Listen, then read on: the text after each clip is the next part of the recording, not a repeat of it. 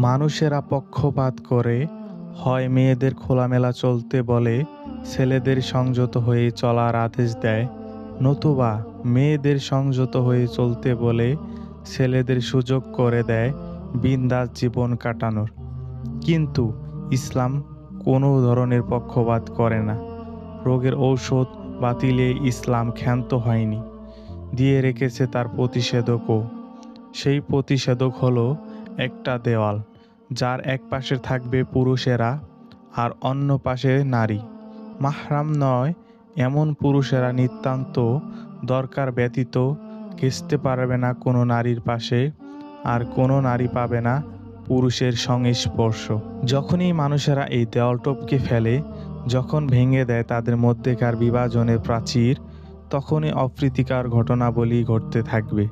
সৃষ্টির শুরু থেকে আজ অবধি দুনিয়া জুড়ে অশ্লীলতা, বেহায়াপনা আর অবাধ যৌনতার একটাই কারণ, সেই সীমানার প্রাচীরটাকে ভেঙে ফেলা।